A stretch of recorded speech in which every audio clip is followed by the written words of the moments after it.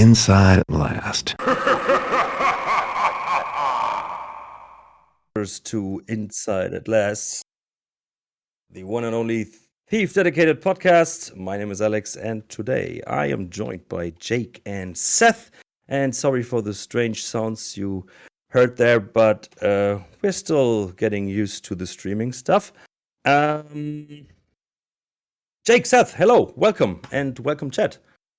Hey, hi, hello, and hey to the chat. Hope everybody's well. Yeah, we try this new format. So please, chat, let us know if you can hear us well and you can see what's going on the.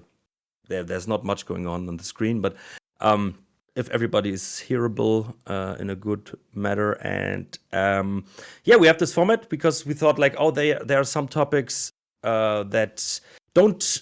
Aren't big enough to create a whole episode about them, but they are interesting to talk about anyways.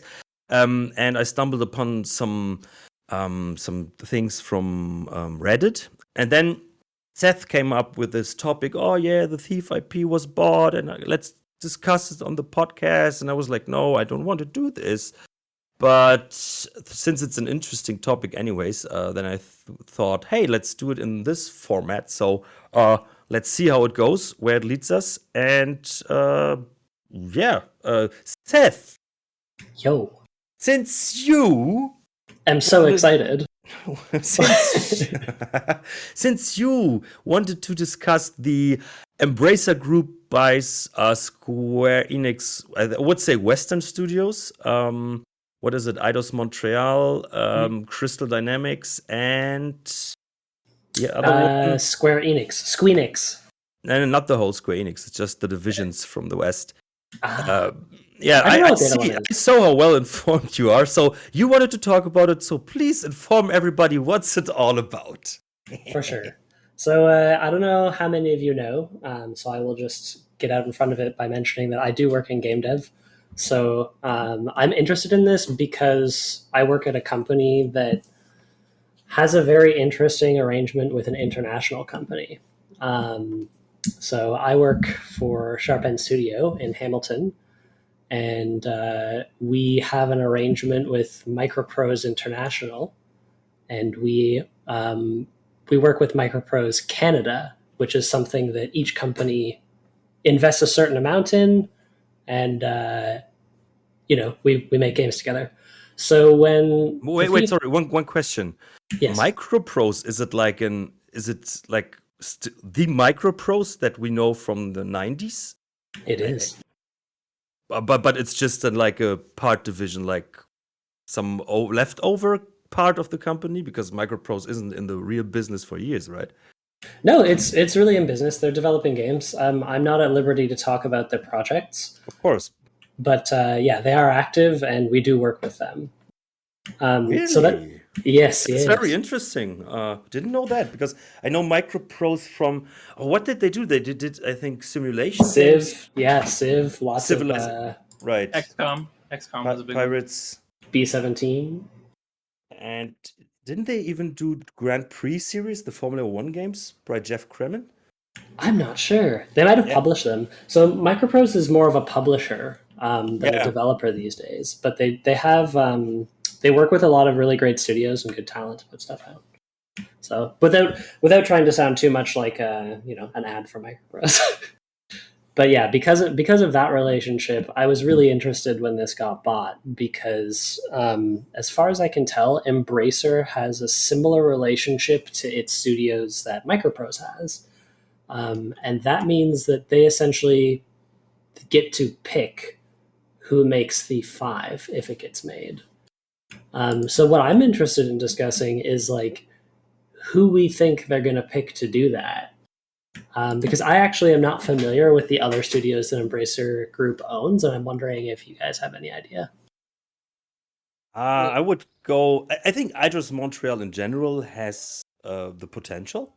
And since we all know that the Thief 4 development was a mess, and I think Square Enix had many fingers in the decision makings, that was the actual problem, I would say, because Deus Ex actually was good.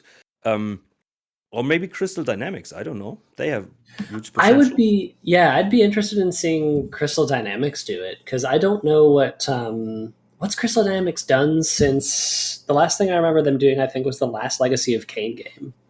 Tomb Raider? Did they do a Tomb Raider recently? Okay, so maybe they can't take it on another project. Yeah, they're working on Tomb Raider, and they're working on Perfect Dark with Microsoft. So they're Perfect Dark. Yep, that's exciting. Ooh, that's very fitting, actually. Maybe they do the Perfect Dark project. There we go. So, what would a Perfect Dark project be? Would it be a remaster, perhaps? They're doing a reboot. The Perfect Dark. Mm-hmm. I think that's very interesting. Because one of the questions we will discuss today will be the original trilogy remaster, and I think we have to make sure, because I think there's sometimes some definition confusions about a remaster and a remaster.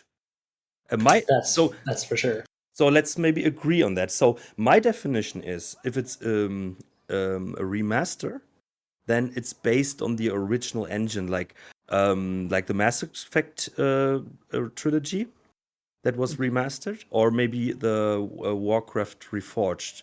It was the same engine, but they updated it and stuff. So that is my definition of a remaster. What do you guys think? Yeah, I concur. I feel like for when you're working in games, sometimes working with the original engine is not always the best choice, right? Sometimes a port is like pretty necessary in order to make the best use of. But it's based on the assets and stuff from the original. Certainly. That's what I mean. Yeah. Well, I'd say that as long as it's based on the designs of the original, you can make subtle changes that improve quality of life. So, like, I would say that a remaster, in my opinion, would be like, it could be in an entirely new engine, it could use entirely new assets, but as long as it was faithful to the original level designs and the original state trees for the AI, so they behave the same or were inspired by, with like marginal improvements for quality of life, that I would call a remaster. I wouldn't call it a reboot. A reboot would be like the Tomb Raider series, for example, the trilogy. Yeah, exactly. Yeah. So, what would you aim for a remaster or for a reboot for Thief? I'd want a reboot. I wouldn't want a remaster. I'd be afraid of a remaster because I think that the original design is very pure and like the intent is very clear, and a remaster might muddy the waters. What do you think, Jake? I honestly, it's strange because I don't know if I'd want a sequel necessarily, like an actual like sequel that has continuity with Thief 3. I know originally they were planning on doing Thief Dagger of Ways and was going to do something with Thief 4 before Ion Storm closed, but I would say, like, if I had to choose, I want a remaster, just because like I do want, even though these games are accessible with T-Fix and stuff like that, it's still not super accessible to the general audience. I think getting them on console would be cool to bring them to a bigger audience. I think that maybe making things like T-Fix official and actually making a Thief 1 and 2 remaster would be great. But if I had to choose between like a full-blown remake, a sequel, or a reboot, I probably would also choose like some sort of reboot personally, for kind of the reasons you said, Seth. I would agree. I would also aim for a reboot, because I think if you do a remaster, you will never satisfy the old fans, and I think you will not catch really new fans, because and I actually think that we already have a remaster for Thief 1 and 2 since the New Dark. I think that does, and the Taffer patcher and stuff, that does things what a remaster would also do, maybe. I suppose, but what if we had a remaster in a better engine, like Unreal, something more accessible and more moddable, might I add? Yeah, but it wouldn't give it wouldn't be able to have the same feeling, because I think the Dark engine, you can base Thief 3 on that, because it's already made in Unreal 2. Mm-hmm.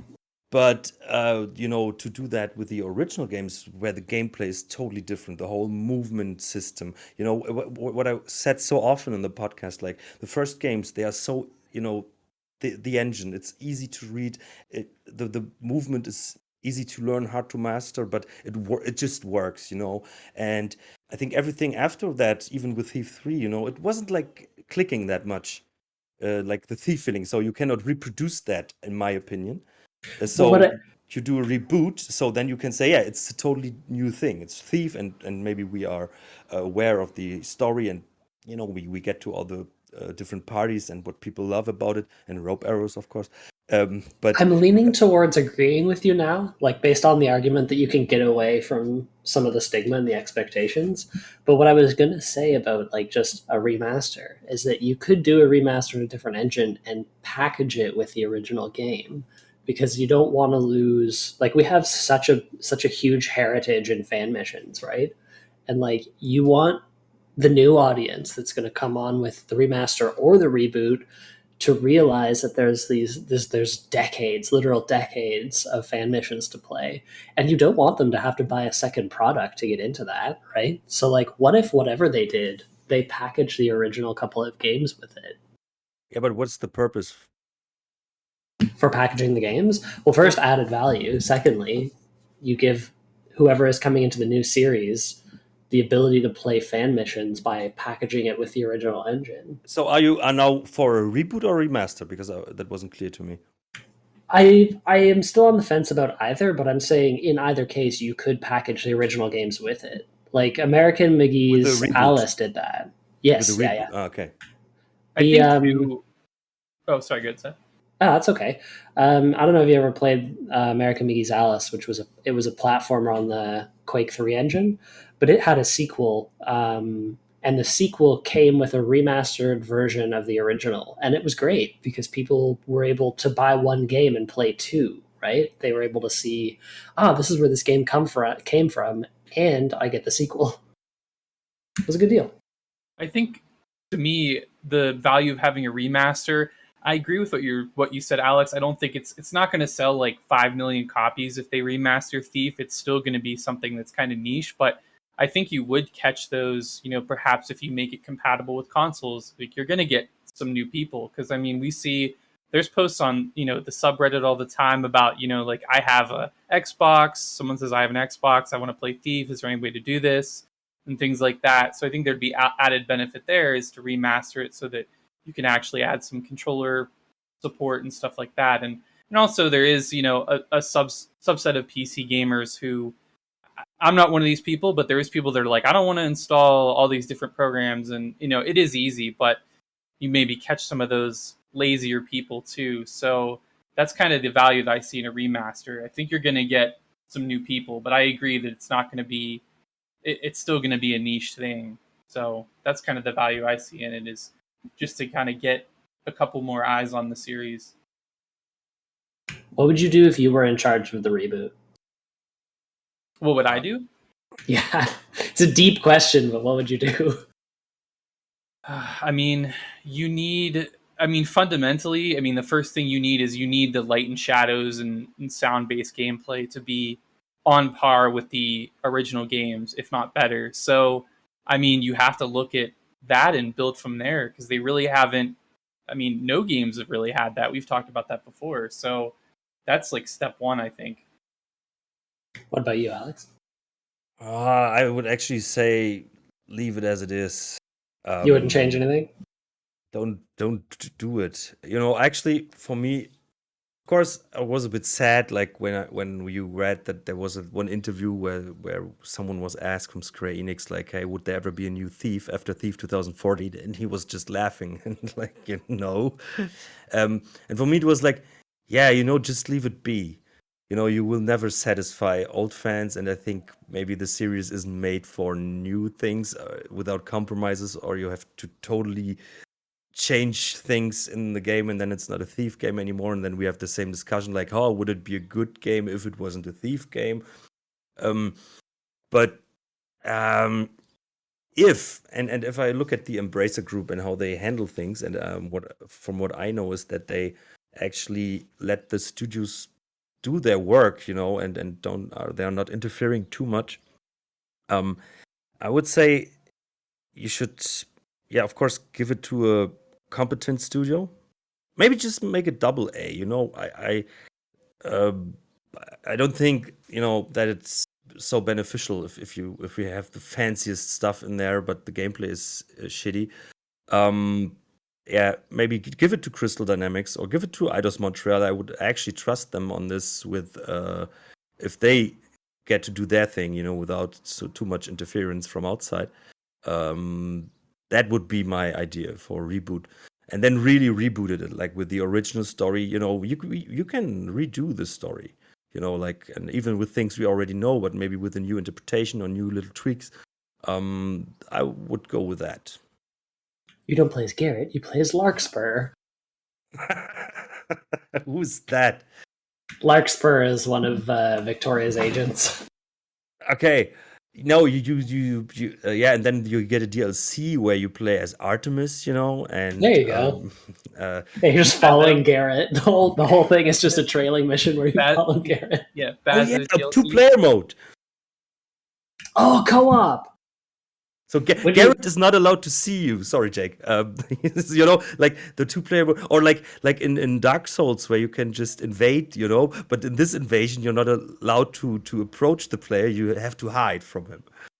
I wanna hand the mic over to Jake, but if you'll entertain my desires for the reboot after, I would love to give my thing out there, just in case someone's listening, So also there's another, no, that's okay. There's another thing too, is like what we want them to do and what I think they'll do, because if you read, they had a press conference where they were announcing all these purchases, because they've got not just Thief, but they also got, Tomb Raider, we mentioned, and Deus Ex and a bunch of other IP, Legacy of Kain. And they mentioned in the press release, and they named Thief in there, that we could expect the old games and potentially new games. So they mentioned in one of their press conferences and one of their discussions that, not just Thief, but, all these other series, that we should expect old and new games. Now, that doesn't necessarily mean that we're going to get both, but I mean, they name drop Thief when it comes to potentially seeing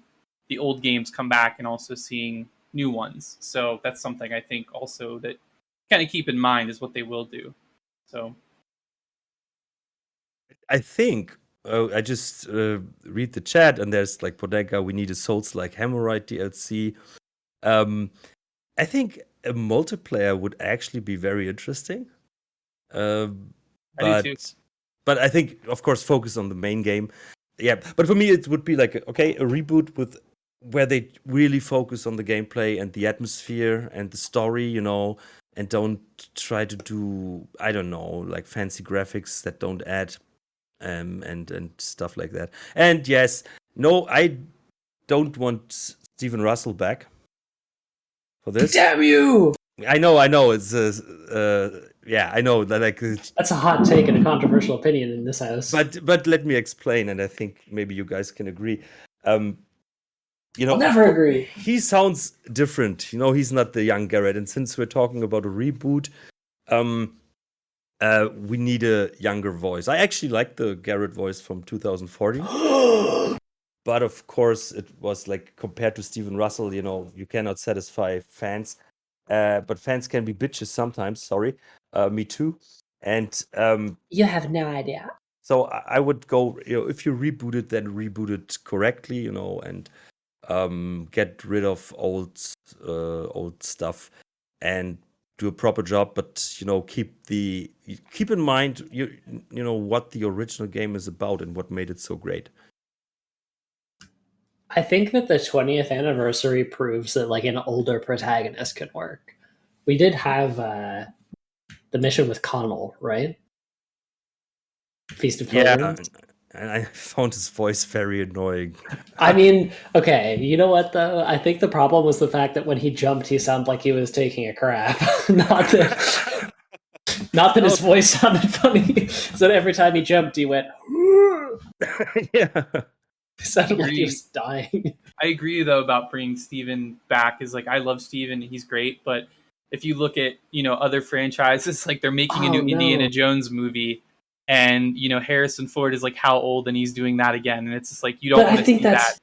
I think that's fantastic. I don't think we have enough. Like, I think we have so many franchises that just throw a new young person into the lead role, and nobody bothers to deal with the existential horror that is being an aging hero. Like, imagine how interesting it would be to explore Thief as an aging Garrett. Like, you don't have to remove all his abilities or reduce his mobility, just on a thematic level. Yeah, but this won't work for the audiences, for a bigger audience. Most people don't want to play an old, or you have to introduce them as young. Like in Assassin's Creed 2, they did, like Ezio, they introduced him as a young guy, and then later, I think it was Revelations or what it was called, then he was old. So that works, because you grow with the character and you see him growing. But you cannot introduce like old guy Garrett. Okay, so so if I may I? Wait. An origin story is always interesting, and this is a good foundation to base other games on it. So that's where I'm going. Garrett's departure from the Keepers. What? Garrett's departure from the Keepers, a game about Garrett leaving the Keepers. I think that would actually be interesting if this part of the story would have, like a bigger thing in cutscenes or whatever. But I think like playing the origin and that would be cool. Like maybe even a bigger training and stuff like that. Will you entertain my my thing for a moment here? My small rant. If I was an investor. Yeah. Okay. If I was an investor, if I was the owner of Embracer Group, and I could control what happened with Thief 5, I would give the project to Crystal Dynamics because they have made another series that I really like, Legacy of Kain. And Legacy of Kain is all about examining the storylines from previous games and adding a twist to them. There hasn't been a sequel in Legacy of Kain that wasn't self-referential, so I think that Crystal Dynamics would handle Thief lore with an incredible amount of respect. And they also do platforming games. And I think that a lot of people think of Thief as a stealth game, but honestly, there's a lot of platforming in it that maybe that's more from fan missions, but like it's kind of become what people expect. So I think that Crystal Dynamics would handle that really well. And what I would do is I would give Crystal Dynamics as much access to the original design documents as possible. And then I would say, like, okay, I want you to make a game where we hand the plot off to a younger thief, but Garrett is the thief that you play for the first half of the game, and it's old Garrett. And I want you to have old Garrett teach his apprentice the tools of the trade, and then I want some dramatic confluence of plot lines in the middle of the game where Garrett is removed from the table and you start playing as the protagonist. Because I think I'm so happy that you are not in the marketing office at Embracer Group. I didn't say Garrett had to die. I'm just saying you switch control. At some point, you switch control. So this is created Dishonored 2. I think it can work. Yeah, but it's the same thing. Like you need to introduce. If you have to do a reboot, you need to introduce Garrett. Garrett is like without Garrett, Thief wouldn't have been what Thief is today. Well, that's why you play as Garrett. You play as Garrett for half the game. If we assume a 13-mission campaign, nobody wants to start with old Garrett if he never played Thief. They want to get into this. Like when that's a fair point. That's an interesting. You can do it in like Thief 3, like the new Thief 3. Let's call it New Thief then. New Thief 3, then you can be like, oh, and now he passes the torch to, and then it can maybe even the girl, that you see at the end of Thief 2 or something like that. Keep in mind, my assumption here is that Thief 2014 never happened and we're going to ignore it when we make this game. So the protege would be who he picks up at the end of Thief 3. It would not be the protege from Thief 2014. At the end of Thief 3, yeah, sorry. There's the girl. Yeah, yes. Then you make Thief 4, New Thief 4 and Yeah, just call it Thief 4 and not the fourth. New Thief 4. Like it's like Nintendo would also do it. They would also call it New Thieves. New Super Mario. New Super Thief. And then you can pass it like, or maybe during the end of New Thief 3. But you cannot start with that. You cannot start with Gramps Garrett. So what if? Okay, so I have a better idea. Legacy of Garrett. Oh, I've had a great idea. I have a great idea. Another one? Yeah, this one's gold. This one's solid gold. Embracer, I hope you're listening. Okay, so the game starts with old Garrett. He's speaking to his protege, and he's recalling his early exploits. So we get the remaster and the reboot because we're talking about Garrett teaching his protege the tools of the trade through his memories. The remaster Thief. So we play a couple of classic Thief fan missions that are remastered and brought into the canon instead of playing original missions. So think of the best fan mission you've played. It's now canon and it's in the remaster or in the sequel, and then we handle like great fan missions get taken to the canon. You get to play replace You're lagging. these recollections. My apologies. Am I back on top of things? Can you repeat the last two sentences, maybe? Yes. So you're playing Garrett's recollections as he teaches his protege. Since you're playing the recollections, you play as young Garrett, right? You're not playing as Grandpa Garrett. And then at some point, control gets handed off to the new protege, and that way we don't have to like do away with Garrett. He can still come in now and again, but we get that advantage of playing as a younger protagonist who's whatever people want, whatever your argument for the young protagonist Why don't is. you want to play as Garrett? What's your problem? God, now you're doubling back. You're doubling back, sir. No, You said you don't want to play as Grandpa Garrett. What is your but because in your world there's just old Garrett, like there couldn't be an origin story of young Garrett. Why you want to get the old fans. But this is how you do that. You do that by having Garrett recollect his earlier but experiences. Garrett is such a cool character. Why you want to replace him that early? My God! So, I'm saying that you get both. You get Garrett having his recollections. You get Garrett talking about his past. You get to play Garrett leaving the Keepers or whatever fan missions you love the best. They're canon now. You get to bless a couple of missions with that canon blessing. They're the Builder's Children now, and in addition to that, we're getting what you proposed for the series, which is a reboot. You said that you want a reboot and that you don't want Steven Russell back, but this is a way to get both sides on the team, right? You get the old players, you get the new players. But Bodenka just said, why can't you give a player a choice or split the missions between characters? That's a great idea. I'm down. That would be a good compromise, in my opinion, because you can have like the best character of all times in gaming, Garrett. Yep. And then you have Shelly. Shelly. Yeah, I think it's a great name, Shelly. Or maybe you can play as Victoria in some missions. There must be a medieval-sounding feminine name that starts with G. Shellyotta. Guinevere, perhaps? Garrett and Guinevere?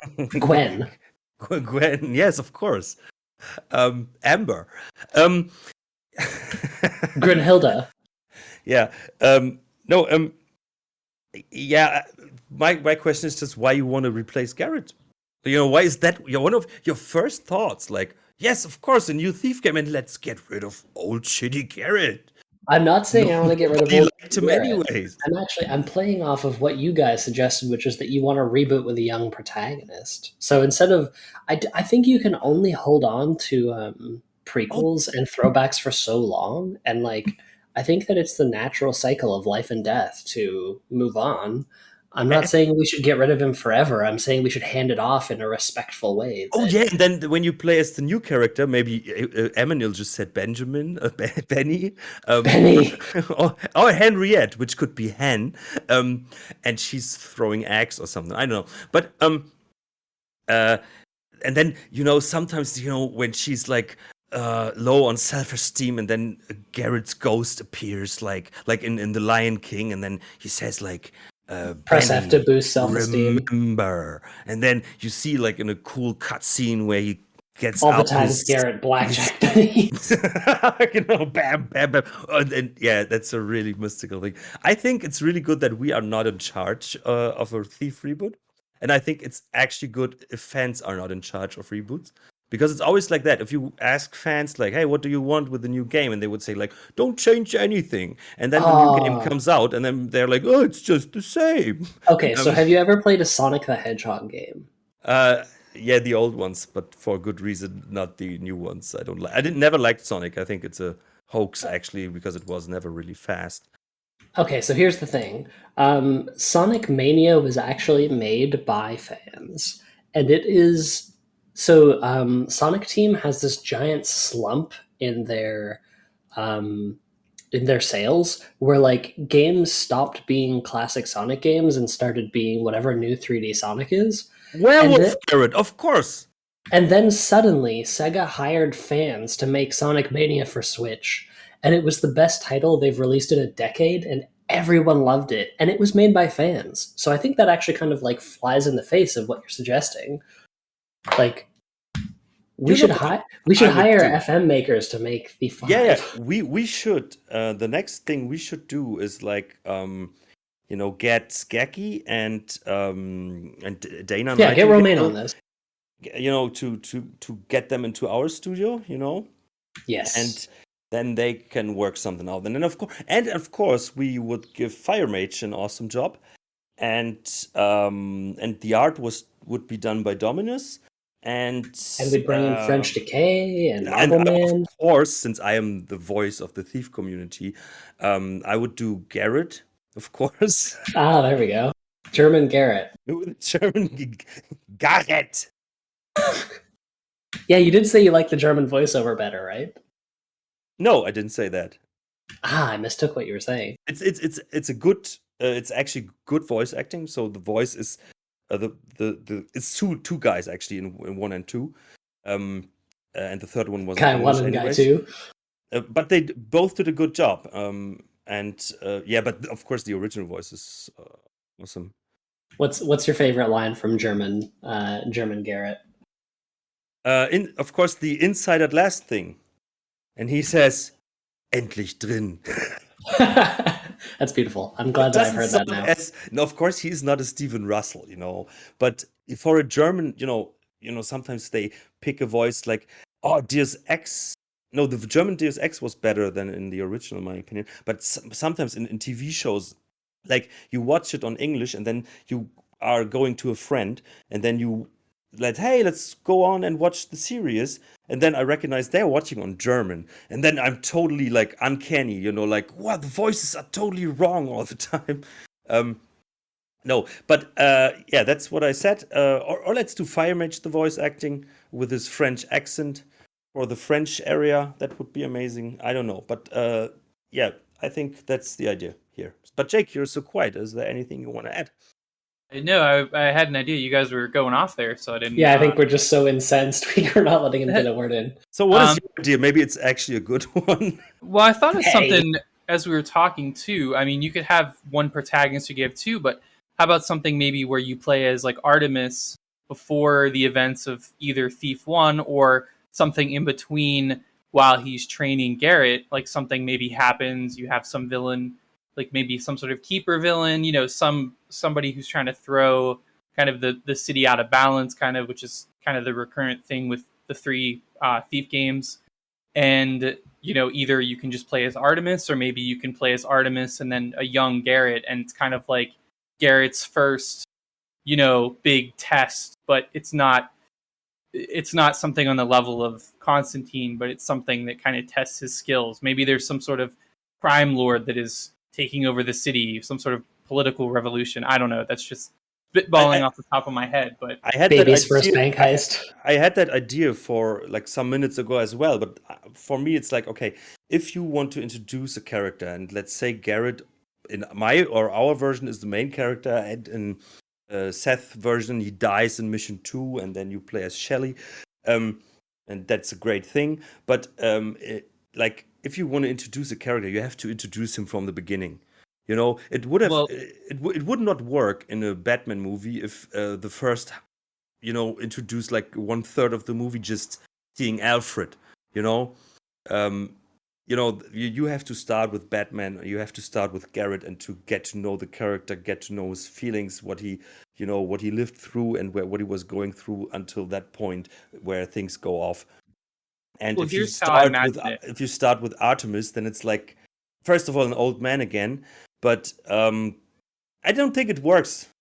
Well, And when he finds Garrett, though, he's not an old man.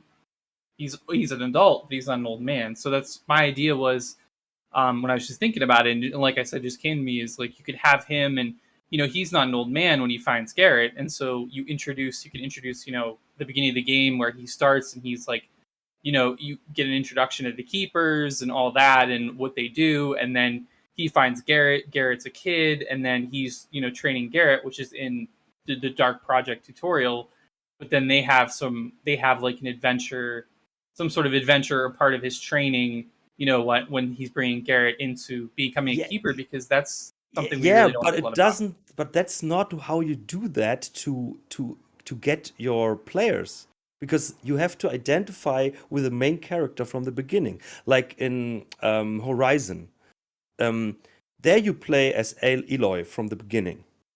Of course, you have this mentor guy who's really cool, but he's just a side character. But you play as Eloy, and you have to play as her because you have to go through this with her and not from a different perspective. And then suddenly you take over the main character. That's not a good writing and not how you intrigue players for this character.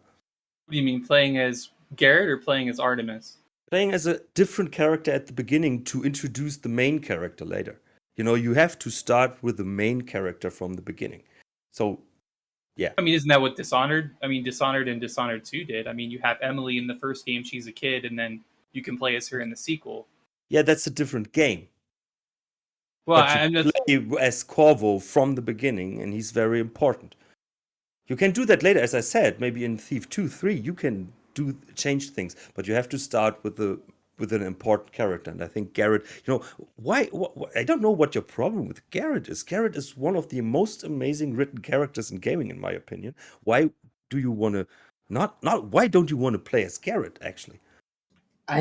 Garrett's like the perfect character to project onto. He has motivations, but they're so unclear. He just wants money.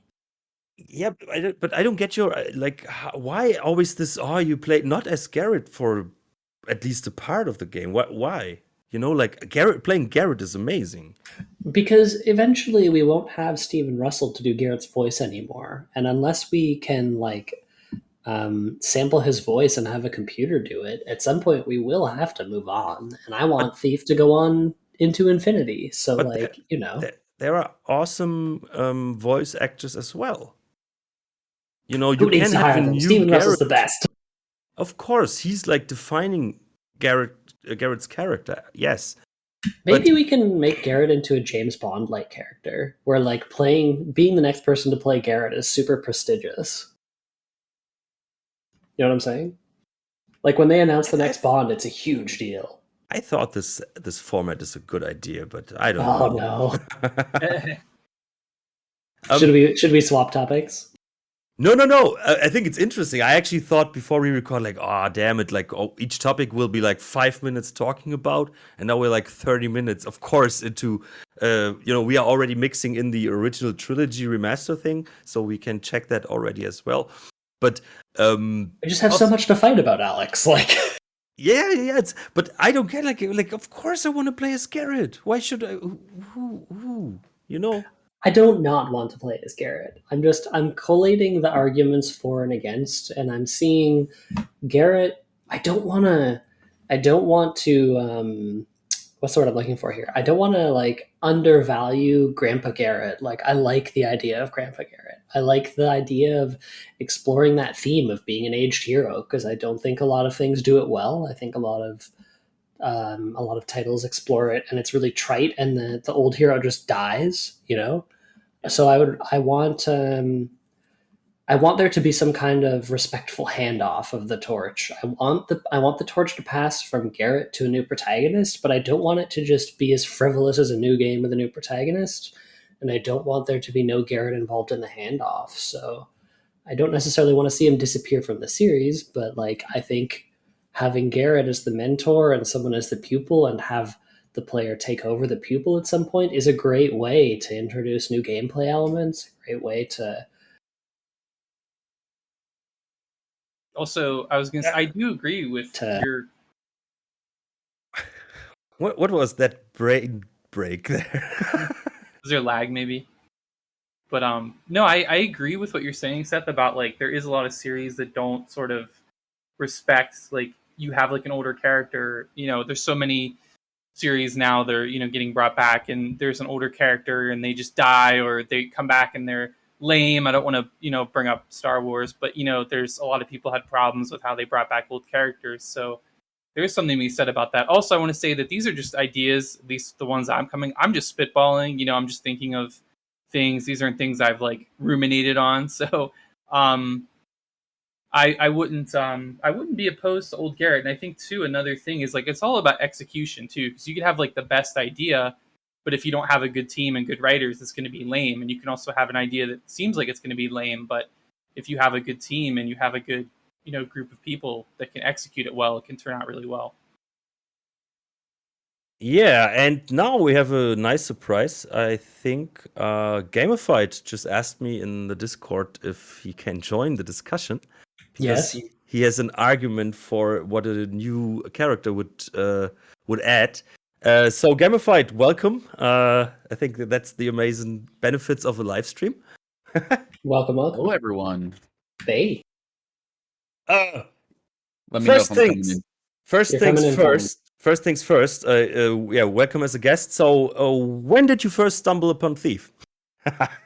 Oh, Every guest has to answer that. sure. That's the rule. It was the Baffords Manor on, I think, one of these gaming magazines. I don't even remember which one now. Electronic Gaming Monthly, maybe? I installed it, and yeah, no other game, comes across as that immersive.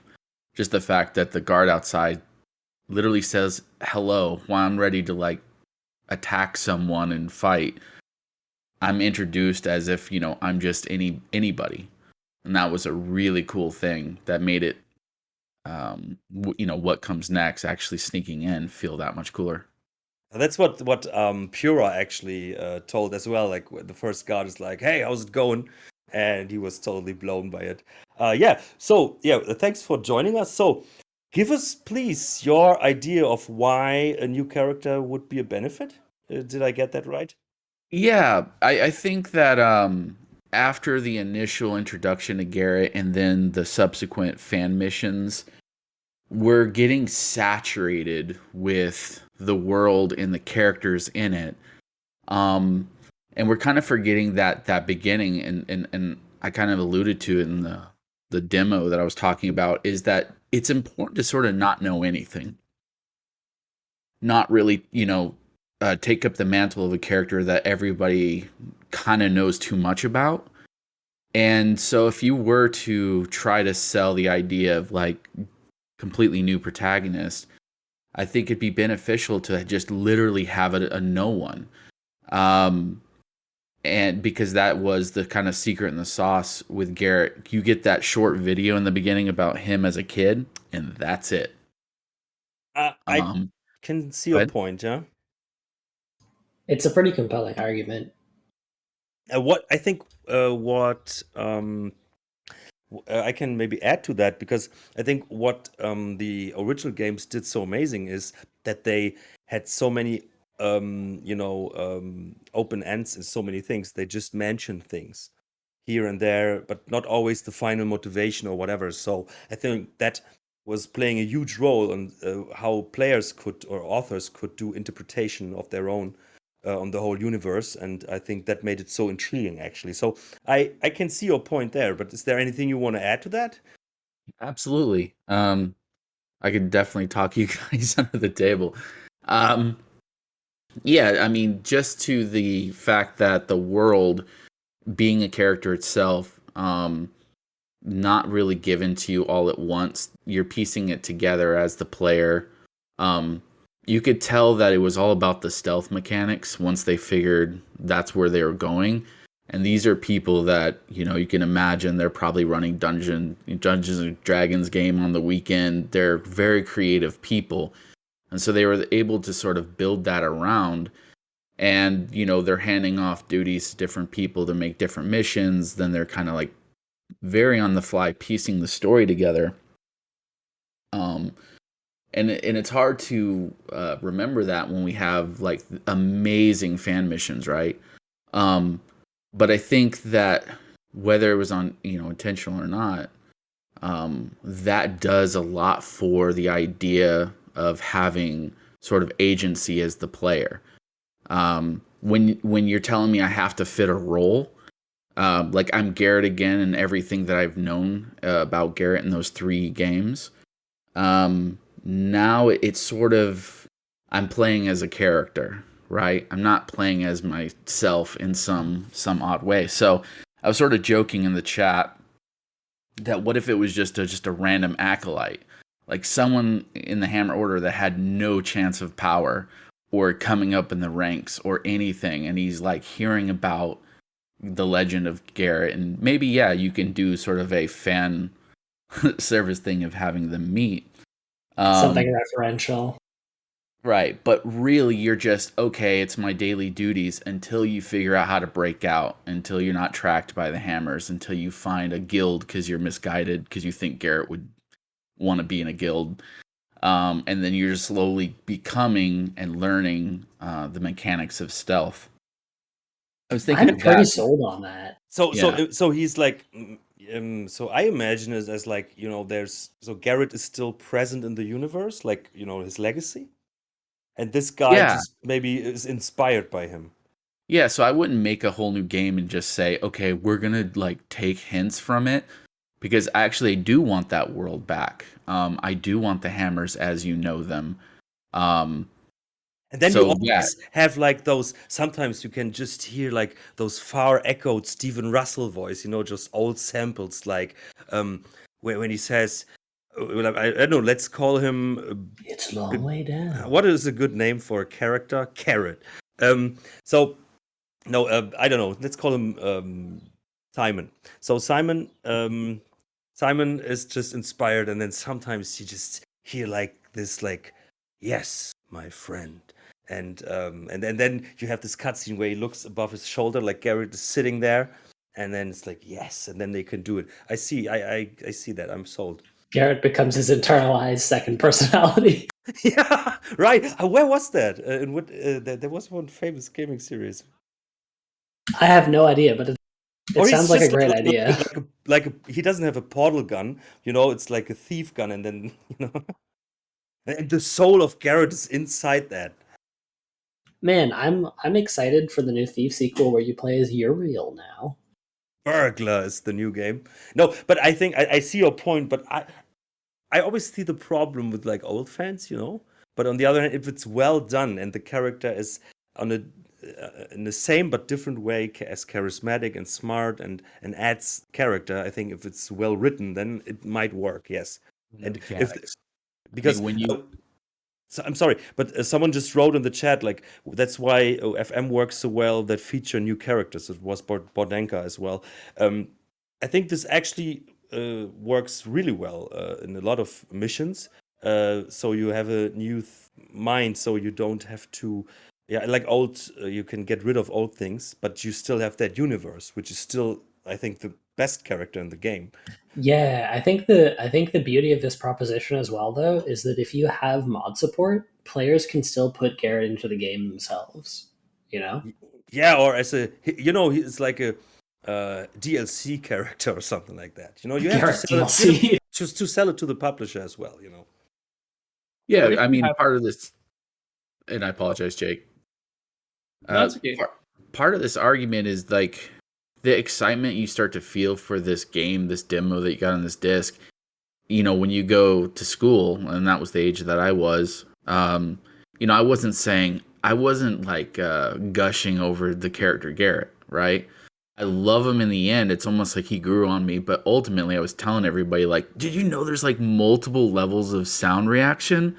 Like I can make a little bit more and then they heard me more. And there's a whole new like set of responses to that. Like that's what I was excited about and trying to tell everybody to play this game." What I can see is like maybe this character Simon, he stumbles upon Garrett's gear. Maybe he finds his old hideout because he's already like a sneaky guy, you know. And then by accident he finds this old hideout, and then he finds Garrett's gear and stuff.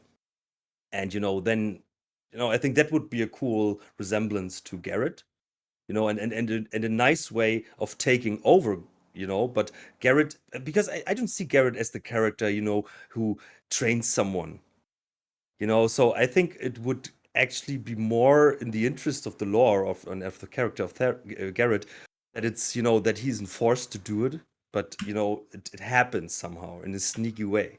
This does sound a little like a Nancy Drew book where it's like, what happened to Garrett?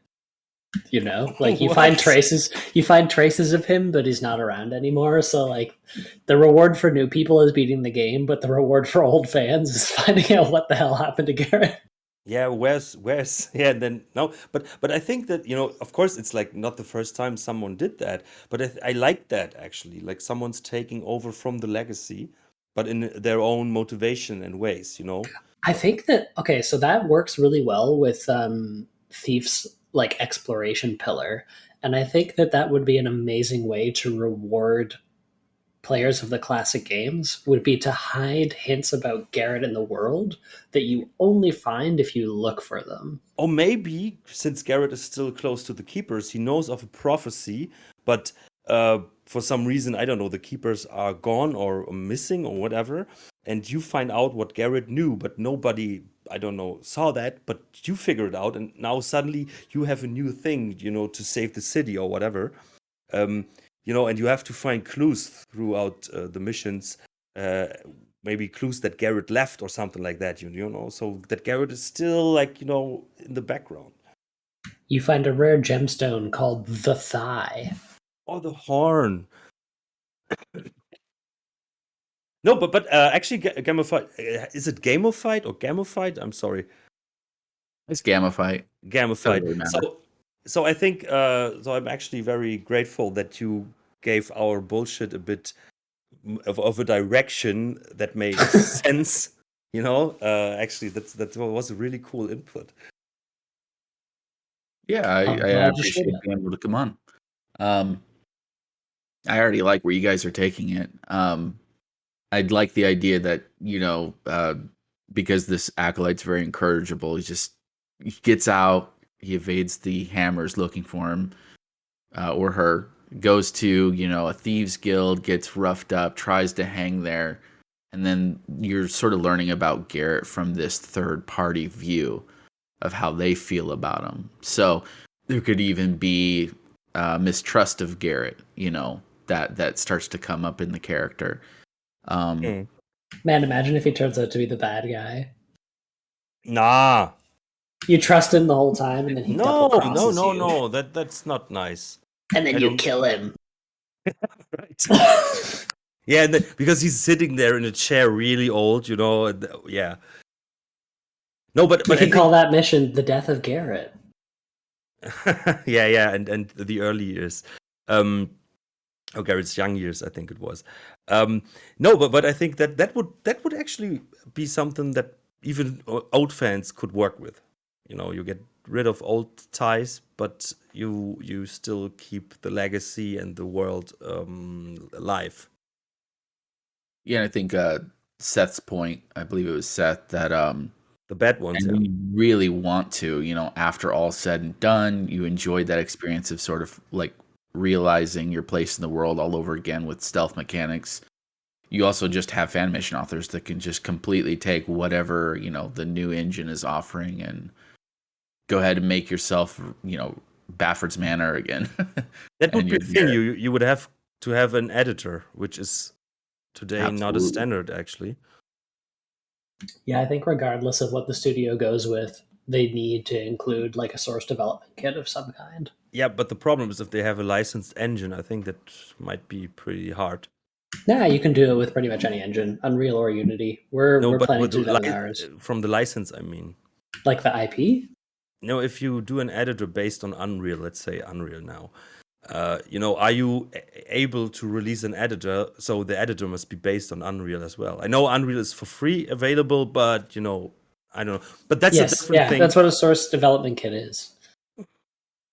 It's basically a way to do that, and they can absolutely do it. It's just people don't do it because it's extra time and money, and you have to support it. And people don't really see it as a worthwhile investment.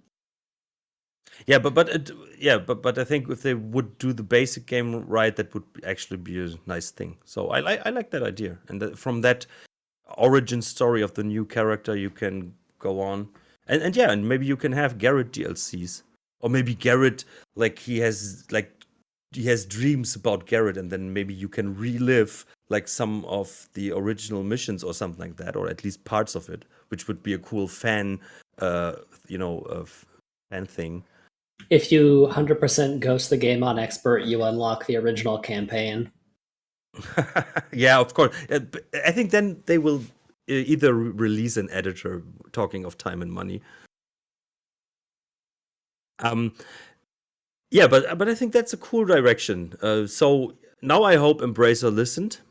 I think We we certainly give a lot of ideas. I'm still wondering what Dana's idea for Thief is. She didn't tell. I want to hear it when we're able. Yeah, maybe in a private thing, but not publicly. I would say. Yeah, but that's really cool. I like that. So I think we now covered the Thief IP and the original trilogy remaster, reboot, or whatever. So should we go on with the topics, or is there anything very important to add? Jake? What? Oh, yeah. Oh, no. Still there? Yeah, I'm here. But no, we clubbed him into sleep. Don't overtalk him again, Jake. I was gonna say it earlier, but I was gonna say earlier. I do like the idea of a hammer acolyte, just because I think that's a cool perspective to take it from, and I also think that you could also thematically take the story in the direction of you get this character who starts out and they sort of believe in structure and like law and order, and they're very like kind of have more grounded principles, and then slowly you can maybe take them in that direction where they're kind of realizing that the city is not what they think it is. And I think that's a good way of like Gamophyte was kind of saying, like you get that sense of like discovery again, because like you're playing as this character and you're going through that with them, and you're sort of realizing like, oh wow, the city's corrupt and these various factions are kind of out for themselves. So I think that's actually a really cool idea. And then the acolyte comes to kind of maybe see things more Garrett-esque, as he kind of learns more of what the hammers taught him maybe isn't the only way. So that was what I was going to say earlier. And what I see in a benefit in a new character is that you can use the already introduced world, at least to fans, and then there's place for a new faction, that comes up. That's rising. It's the main enemy. I think that is always amazing. Then you're gonna find out that this whole game just took place during the mission Undercover, and Garrett got too deep into his Hammerite persona, and he wakes up from it. Maybe. No, but I see the benefits in there as well. From a new character, and then maybe I don't know. That would be a cool thing to talk about one day. Like, what would be a new cool faction within Thief? Like, Yeah. But I think with the Hammerites, the Mechanists, they already did, in my opinion, amazing enemies. So I think that would be tough, because next thing, what can you do? Like the Futurists. They already covered that with the Mechanists a bit, and then some magical-ish. I don't want that. So I don't know if you want to save this, because I had an idea, but we can maybe put it in our pocket for a different time. But unless you want me to go on, but just tell. Oh, so I as thought, long as you stay awake. I'm awake. Wakey, Jakey. I'm good. I'm good. I'm ready to go. So Give the man a breath potion.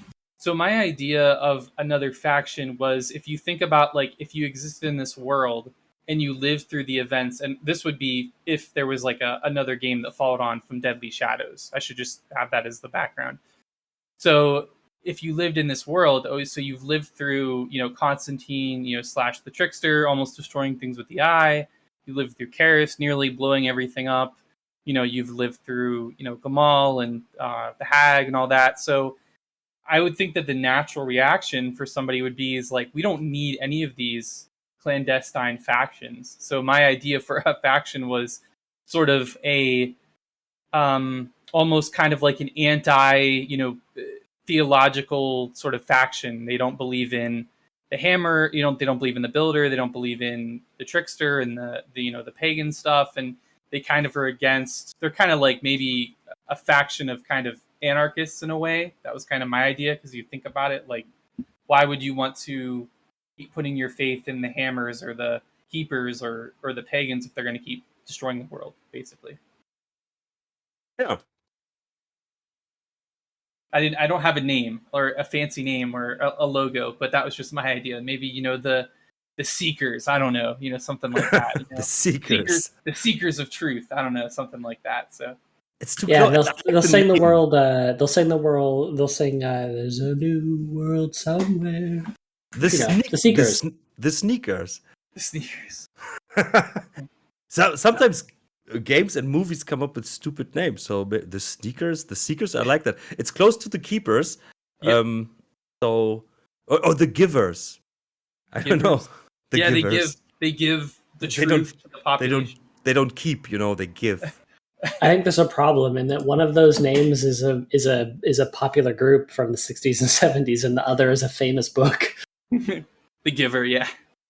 But now I think we can jump on to the next topic. And who is the worst enemy in Thief? Yeah, and it was based on I stumbled upon it on Reddit, and you can check out in the description. There's a document where you can find those comments. And it was posted by Fox427. And he was asking, like, what do you think are some of the worst enemies in Thief? I have two. First one, I hate the exploding frogs. They are hard to hit and do a ton of damage. They can also jump, making it even harder to hit them. Trying to kill the frogs is like trying to kill real frogs with an arrow in real life. Yeah, as we all know as we all did as kids. The other one I hate is the Mantis Men. They have lots of health and also do tons of damage. They can also block attacks and projectiles with the bugs that they spit at you, which is very frustrating. Another thing I hate is how you can't pick up and hide their bodies, which is a problem as it will alert nearby enemies. Those are my two. Yeah, I think it's a good introduction to that topic. So, Jake, what's your approach on this? What are your worst enemies? Let's stick with two for everybody, yeah? So I would say Mantis Men would be one, and then Burks would be the other. And for birds? Oh, Burks. I heard birds. Birds are my worst enemy. Burks, because mostly for aesthetics and just like, I don't like the design of the Burk. I don't like the noise, the scream that they make. It's just, I mean, I guess it's supposed to make you uncomfortable, and it does make you uncomfortable because it's like, ugh, just ugly to listen to. And also the gas and stuff like that. But I mean, you could argue that that's kind of what they were going for. I totally agree with you. Yeah, and the Mantis Men, because I mean, the commenter said it really well. But also the flies or the projectile that they use can also even go through like water, which I didn't know. And so I was playing Escape the other day, and I was like hiding in one of those pools, and the Mantis Men like shot me, and it went through the water and like hit me and killed me. So, and also because you can't hide the body, that's a really good point too. So those are mine. What? It can run through water? Yeah, I was in like the pool of water. So in Escape, there's those like pools of water that are like on the side of the wall because you're in. And I was like hiding in one of them, and he found me and shot me with the projectile, and it went through the water and like hit me and killed me. Just the projectile. Yeah. That's okay. No, but I think craymen also are immune to water damage. I think the bug types are immune to drowning. which is stupid actually. Well, But crayfish breed in water. so I would totally go with the Bergs because I think they are annoying as hell. First of all, I still don't know, and where are they looking? I cannot get a feeling of their sight, and they always stand for caves. So if a Burg appears, it's a cave, and caves suck. So and I think the frog beasts actually are really annoying. Back in the days, I hated the haunts and the zombies, but you get to know their mechanics, and now they're just like standard enemies. But Gamophyte, what are your favorite worst enemies? Well, I was definitely not one of those that was poo-pooing on the introduction of beasts and everything like that when you're getting set up for interacting with human enemies. But it is a bit like I don't like the Burks, and I definitely don't like the Bug Beasts. Yeah, they both defy like sort of what you've learned looking, as you said, the direction of where they're looking. You get used to following a human enemy, hiding them. They both, defy that, and it makes them annoying. I think the Burks are a little cartoony. Like, I'm going to burp at you. I enjoyed them in some way, but overall, they just, yeah. I like the Burricks as a character. I think I like them. They're cute somehow, and I like how they're introduced to the world, like fighting animals. People eat from them and stuff. But the rest. I think The it's a mixed thing. the Bug Beasts, it was mainly very annoying when you hit, but the cloud of bugs, it turns into an action game. I do like the chittering. It sounds like they're smacking their lips is great. But the it takes me out of it. I just imagine that's just someone with a chick that works there with reverb on her voice. And Seth, what are your two? I am restricted to default enemies, right? Yeah, I would say. Okay. So I have two, and one of them might be a bit of a controversial opinion. I think the worst enemy in the entire Thief series so far is the Trickster. And I think the reason he's the worst enemy is because he's built up to be the worst thing ever. He's built up in writing, he's built up in the FMVs, and you don't even interact with the guy. You don't even have an opportunity to sneak around him, barely. Like, you just run up to the pillar and you exchange something and he dies. You have almost no interaction with him. So I think that the Trickster is the worst enemy because he's the worst final boss ever.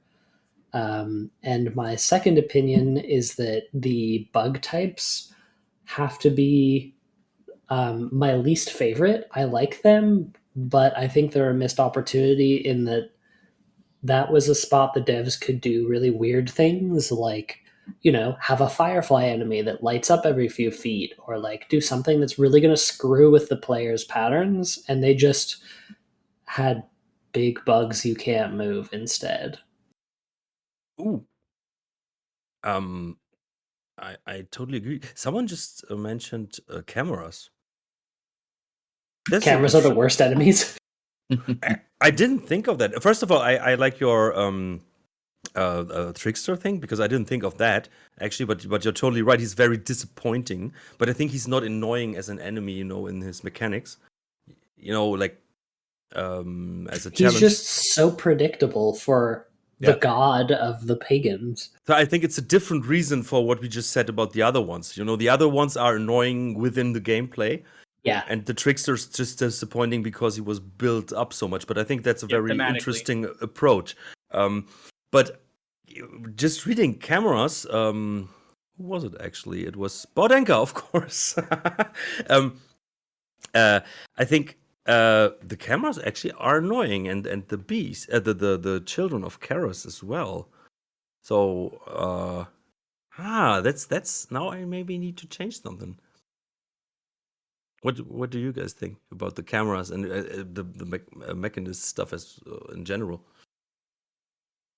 Can I take up the torch? I know I talk a lot. Do So I think that my counterpoint to other people not liking Burricks and bug people is that the those are the enemy types that are like intended to mess with your playstyle, and I like that they do that by having like wide ranging projectile attacks. Um, they offer something more interesting than just a guard that chases you down and hacks you to death. Oh god, and sorry, I that lost the was thread. My brain crashed. again 4R4 brain not found. no gin for You you. restart, Seth. Apparently, I need to IO myself. Ask me the question again. That'll put me right back on track. The question was mechanist stuff, and you were going for what I found really interesting, that the enemies we just mentioned, Cameras. they scramble with your playstyle. Yes. So I think the cameras follow the same thread in that the cameras are an enemy that like isn't intended to be super formidable. It's entirely circumventable and stationary, but it messes with your playstyle. It forces you to avoid a specific area. But And I may I jump in there, because just absolutely. thinking of what you just said about the other enemies, but I think the mechanist enemies are more predictable, and that's what. But less destructible. They have a but they have a very predictable pattern. Of course, the cameras always, but there probably is a lever that you can pull, and then the thing is off, or you can shoot a water arrow into the back of the metal beast. But what if I told you that's good? Yes, it's good that they're that's what I said. That's why I didn't think of the mechanist beast, because they are predictable more than the other ones. They are not such a challenge, in my opinion. And I think Thief's best kept secret is that all the enemies are actually incredibly predictable. They're just good at simulating behaviors that make you think they're unpredictable. If they were truly unpredictable, you would hate playing Thief because they'd find you all the time and you'd never get through the levels. Yeah, that's a base for a stealth game. Absolutely, predictable, repeatable patterns. So I actually think that the cameras are great enemies. They're just maybe not executed in the best fashion, and they don't gate the levels in the way that they potentially should. Like, the cameras should be used to gate key choke points and patrol patterns, or they should be placed in places you would normally blackjack characters. So then it becomes about order of operations. Disable a camera, then blackjack. But instead, they're just kind of like arbitrarily placed near important objects. Do they recognize bodies? They don't. No, right. No. Yeah, I think there's some mods where they do, but not in the base game. Yeah. So yeah, but I think they're maybe too predictable and too easy to work around, and the other ones are still another challenge. Yeah. I was gonna say I agree with what you said, Alex, about I like the robotic enemies because they are so predictable and because there is multiple ways to deal with them, but they're also still intimidating. Like when you have those bombs coming at you, I mean, on expert, like that's intense. I mean, that's like some of the most damage that you can take in the series, I think, from an enemy. So or like in the last mission of Thief 2, where there's that one area you have to jump over. I don't know if is it lava river or something like that. Mm-hmm. And then after you pull the trigger, and then you come back, and then think there's actually another metal beast suddenly, and then you really have to think like, okay, how do I approach this room? And because they are really hard, yeah, I think they're very, very dangerous, and you get the feeling because they're so big and they can block doors and stuff like that.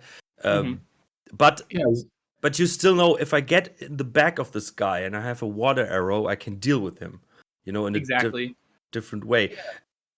I was gonna say they're kind of two-dimensional. To me, they don't feel like enemies as much as the actual mission itself moving around. Like it's like terrain almost. Interesting. Feel that way about the cameras. Because the beasts are very sensitive to sounds and they investigate very early. So I think they're a nice threat, in my I opinion. think too. I agree because also there's multiple ways to take them down. You know, you can use water arrows, you can use fire arrows, you can use mines. They can be blinded with, flash grenades and stuff like that. So there's also multiple ways to deal with them. I don't like enemies where things don't work on them or there's only one way around them.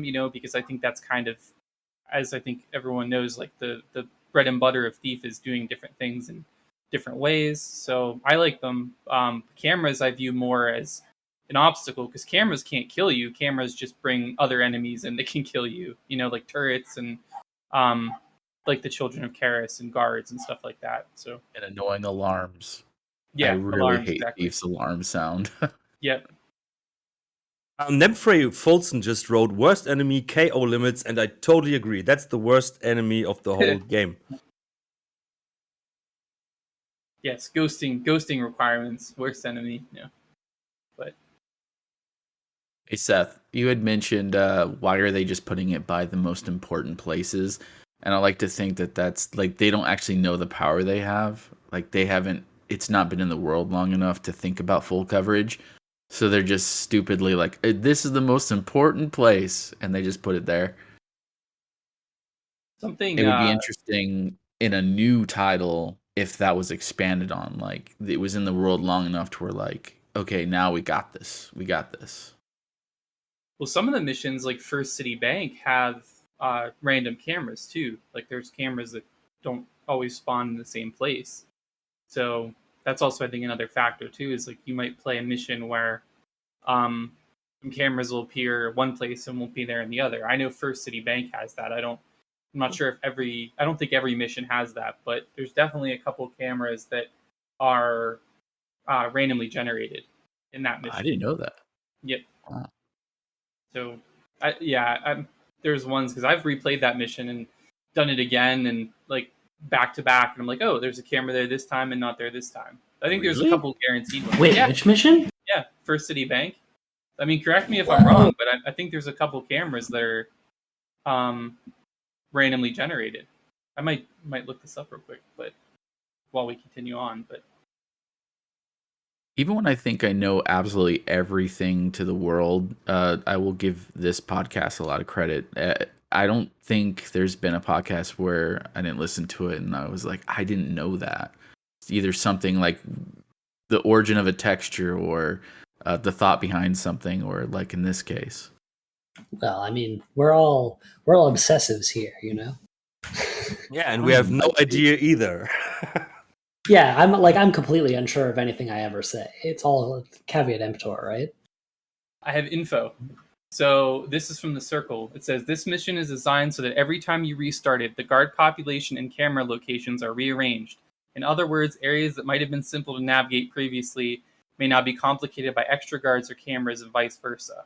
I think what this means is that First City Bank is the best mission because it has procedural elements, and that's what's missing from a lot of Thief missions is replay. Like they're replayable, but they're only so replayable. Imagine if Thief 5, and I'm very sorry to take the conversation back to that battlefield, but imagine if Thief 5 had more procedural elements than the preceding titles. I'm divided on that because I like it when I know it to the fullest, and I know what is coming. But on the other hand, of course, it's always like which, even if you played it many times, okay, there are like 5 different ways, like the key in eavesdropping, that where it changes the location, and like, okay, what is it this time? But yeah, I can see the benefits in that. I like a very carefully crafted experience. Um, those random elements, it's always like a great idea in principle, but yeah, how well will it be executed to sort of still stay in line with that crafted experience? That's my only worry. Well, you can craft proceduralism, right? Like you craft it by saying, okay, the guards will be on one of these 4 tracks. The tracks are picked by a developer and they're play tested, and you know that they work well. You just don't know which it's going to be. So you apply that same logic to other elements, like key locations or whatever, and like you only need 2 or 3 options to make it almost infinitely replayable. Because if you have 2 or 3 options for guard paths, 2 or 3 options for camera locations, 2 or 3 options for key locations, that's already what's 3 times 3 times 3. Like that's already that many different ways you have to play the mission, right? Or maybe you can give an early indicator, that as an experienced player, okay, if this guard is standing there at this location, then it's this setup for that. So you can early, adjust to this, so you can in your head make your route through the level. And on the other hand, oh, now there is a metal beast walking, so it's this setup now. So I have to do this approach, because I think experienced players like it when they know their stuff and they know what to do, and they just enjoy to do it in a very cool way, But if And if there's random elements, then it's always like, okay, there's always some random stuff in there, that's why you got to get like seasoned FM playtesters to be your playtesters on Thief 5, because they can give good feedback like that. I don't think it's a good idea to have, but just some, you need very different approaches. Yeah, you get 2 control groups. You get some seasoned players and some new players. But that's what I said. If you ask the fans, what do you want for the next game, you never get You get 60 good answers. answer. Yeah, and none of them is good, because they are at one point they are like, oh yeah, we don't want to change anything because we love the game. But if anything or nothing changes, then they're like, yeah, it's just the same game. Why didn't you improve? Well, I'll just say that my point of view for Thief is the correct one. So Exactly. How are any of us going to deal with aging? Knocking out everybody. Yeah, I agree with in terms of random generation, just to kind of put a bookend on that. I mean, it's a tricky thing because I think that you don't want to have too much random generation where, like you said, Alex, people that do know the game, like kind of going through the motions and kind of executing what they know is the correct order to do things. I think how Thief 2 handles it is how I would want a new Thief game or, another Thief experience to handle it, where you randomly generate like certain elements that kind of tip the scales just a little bit in either direction, but it's not so radical that like the level's being completely rebuilt or something like that, So like the key and eavesdropping that's always in different places and the cameras in First City Bank, I think those little touches of procedural generation are ideal. So Spambot Fodder just said that the First City Bank camera placement is based on the second count in your system clock. I didn't know that. Oh, I bet that means the mission plays completely differently on new machines than it does on old machines. Interesting. Different clock speeds, right? Yeah, different clocks. It's different times now, So, then I found another one because I found it very interesting where we ended up from worst enemies to random placed enemies.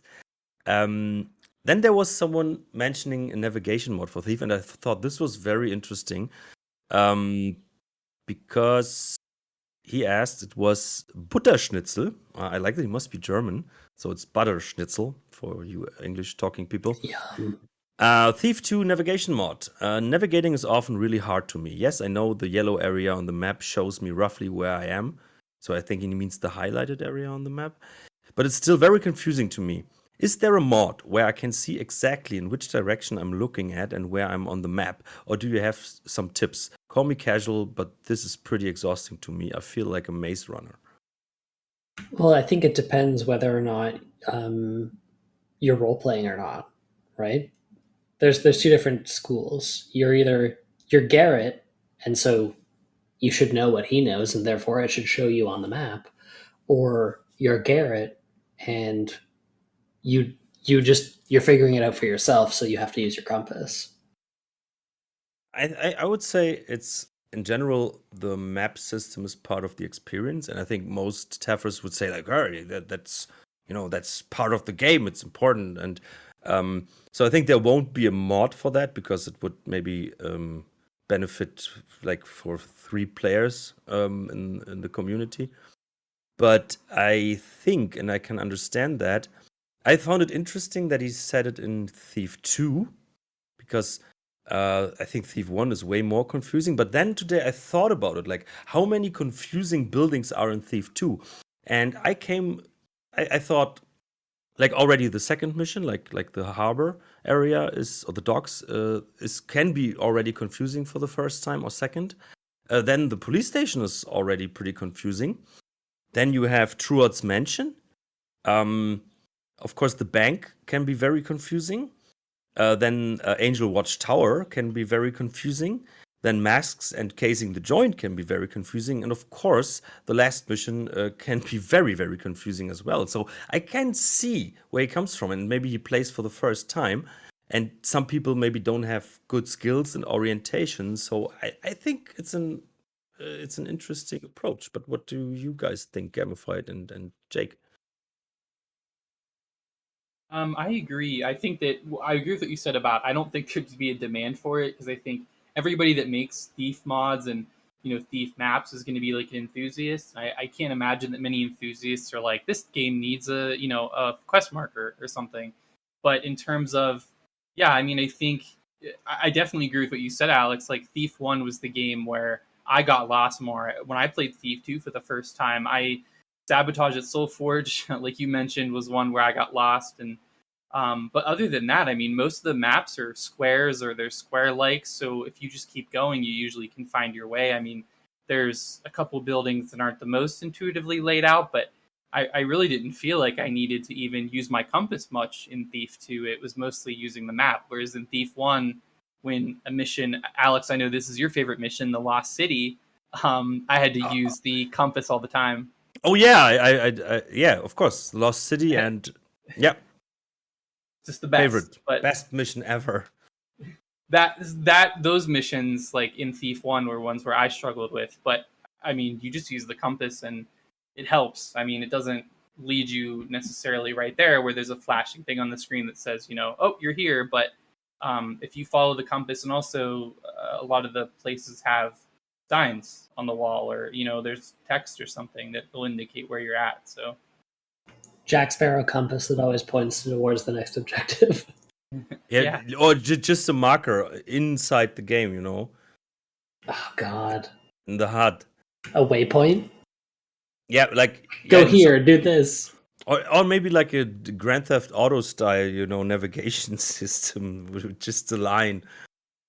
No, but I can still I can see it. It can be very confusing. On the other hand, I think that it's actually part of the experience. And when you master a very confusing level, you are very satisfied, or you hate it, like the Lost City, but you have an emotion, But Gamophyte, what's your approach on that? Yeah, I don't mind sprawling missions if it feels like you're enjoying yourself. It's a treat, right? You're lost but you're enjoying, the mechanics and everything like that. So, and as you said, as you start to kind of eke out and understand where you are, there's that reward. I would also say, though, it should definitely be a give and take. Like the one previous shouldn't be, and the one after maybe should be a relief from that. But I really do enjoy when it looks like you're in a garbage heap and you're trying to sort of figure things out. There's definitely a place for that. I can't remember, kind of a recent-ish fan mission for the contest. Someone, and I apologize for not remembering, sort of did I don't know why I'm blanking on the original fan mission here. Basically, the walled-off quarter, right? Where you just have sort of buildings falling apart, and you're literally ducking underneath falling buildings to go into the next place. And then there's the sewers, and then you start to actually get a feeling like it might be bigger than it really is. I like that feeling. I love when I'm playing a mission and I'm like, I don't know where I am. I'm in a new spot. It also feels weird when you actually circle back to the same place and you realize you're looking at it from a different point of view. Yeah. Like, wait, what? Oh, that's I've been here before. Yeah, I love when missions connect areas in unexpected ways. But it can be also very frustrating when you think, oh, now I finally found a new direction, and then you end up at a place where you've been minutes ago, or where you started maybe, and were just running in circles. Well, I And mean, that, that means. Sorry, yeah, go ahead. no, I was just doing. Oh. I was going to say that's why I say as long as you're enjoying the experience. Like, if the author is like very careful to, have you use your tools as you're exploring, like you are roping over to an area, going up, as long as you're sort of, I mean, in a way, as long as you're entertained, like there's plenty to do as you're lost, it can feel great. But certainly, and I've played fan missions where it's a sprawl, but there isn't that reward. It's like, okay, I just want this to be over now. What's my objective? And that's not, that just comes down to design, I guess. What I just thought about today is many newer fan missions do that. With the New Dark and stuff, you have sometimes very complex and huge city missions. And then, if you're lucky, you get a map. And very often, you can see that they just screenshotted like the above view from the draw mat of the level, and then they created in Photoshop. They created the map of that, and suddenly the whole city map is very confusing because it's very detailed. There are so many lines, and there are roads above and each other, and there's buildings, buildings, buildings, and then there's also the street names also written in there. And sometimes those maps are, in my opinion, more confusing than they actually help. Because sometimes you're like, okay, is it that building? This looks similar to that. This could be that. And it's more confusing. And I think that's a problem many newer missions have. Yes, they often do it like they give you a whole overview of the city, and then they part it in maybe like 4 different detailed views. But still, it's sometimes too much. I liked actually the maps that Garrett fills out during the progress. Where you just start Same. with a rough thing, and then you can see, oh, now there's a new part on the map, so I must be in a new area, and this helps. And you still need to do your orientation within the level, so you get to know the map. This is actually my favorite part of, but I think it's very, more time to invest, of course, to do that. I think it works the best because I think when you couple that with the compass, you know exactly what cardinal direction you need to go in to go to a new space. Yeah. Like, regardless of whether or not you know how to navigate the space, if you look at the map and north is north, like up is north, you know that if there's a giant vacuous blank space to the north, you need to go north. Like, it's probably where the objective is. I think that's just the best marriage of the design and the function. For what I really hated was the map of the second mission in Godbreaker. Wait. I haven't played Godbreaker. Oh man. Oh no. You have this map and it shows you stuff, but it's actually sometimes a bit more confusing or irritating because sometimes there are like symbols, pictures on the map that seem to be important, but at the end they are not. They're just there for art. And this is a bit misleading. So I didn't like. I hated the orientation in the second mission of Godbreaker actually, and the map was not helping either. I have a good excuse for not playing. I actually went to play it like on release, and I couldn't get it to run. No, let's be honest. You always say that you hate Random Taffer, that you really dislike the guy. What? And that's why. I've never said this. Now you wrote it in the chat. All contributions to Thief are valuable. I sent Randy Taffer screenshots already, so he knows. My career is over. Since I'm here, I'm going to say shout out to Random Taffer. Thanks for letting me be a part of that project. It's your fault as well, okay? The very specific project. So Seth will also hate you now as well, Gamophyte. I'm sorry. But I don't say that. He just writes it in a secret chat where we hate about the community. You know that cool skull lantern? That was me. Thanks. Oh, that was amazing. I like that. Yeah, that was. Well, now I creepy. have to go play this. It's a really great campaign. If you can ignore that old man's voice. Oh, Connell, yes, in Godbreaker, Connell. And after that, you have to listen to the episode about it because that was very interesting stuff he told about. Yeah, I don't want to spoil anything. I skipped it because I hadn't played it.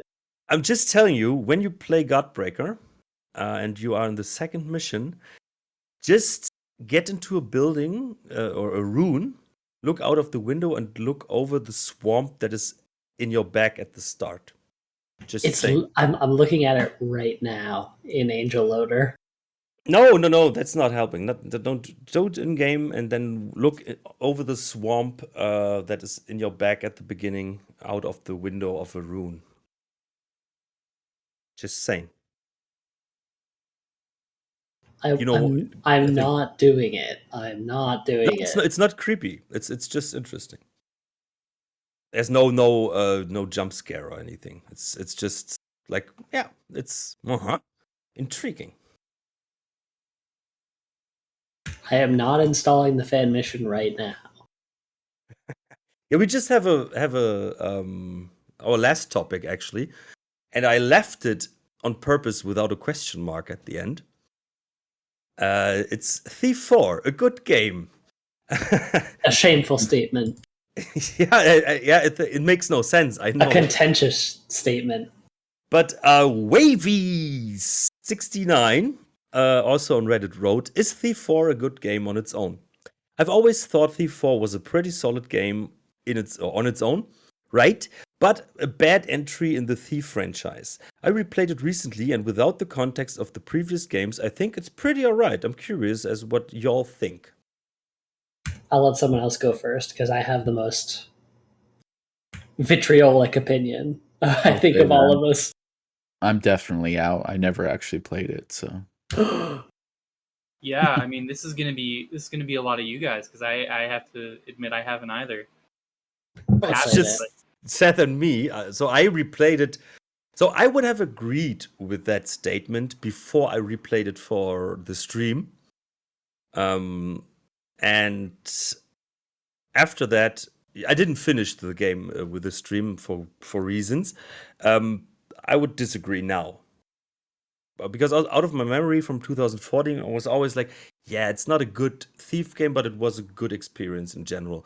But after replaying it, it's such a mess.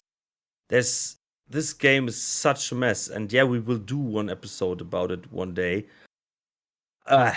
We should do a group playthrough where like Alex has the keyboard, I have the mouse, and Jake has the voice. That'll be fun. Like Twitch might add to the fun actually, yeah. We'll do Thief podcast plays, Inside at Last plays Thief 4. So, but to the statement, I don't think that even without Thief, it's a good game in general because it has so many flaws. There are sound issues all over the place. You know, sometimes the character screams in your ear and he's far away, and then suddenly you are close. There's just a wall and with a hole between you and the conversation, and you can barely hear one of the participants of the conversation. And they are important to the story, by the way. Garrett is not the character he is. Okay, yeah, that's Thief. So without Thief, even then, it has too many flaws, and it's not really fun to play, actually. It has a lot of potential, but you can see that there were too many people talking about the direction of the game. So I did purchase it, and I had planned on playing for that sort of, why not? Biggest thing that I saw that really, and you just touched on, is the sound. For me, the original Thief series is all about sound, and that's where, in my personal opinion, my gameplay is mostly anchored in. So if that sound isn't right, it's just going to be a terrible experience. I mean, they had a lot of sound issues with the original Thief, right? And then they're like, we have to build a complete system around this, and that's why you have these room brushes. And then that finally made it work. And you just get the feeling maybe with the new title, they just skipped over all that. And also, when you speaking of the importance of the sound, what's also not working is that all the NPCs are talking in, yes, realistic, but not helping voices. They are always mumbling inside themselves.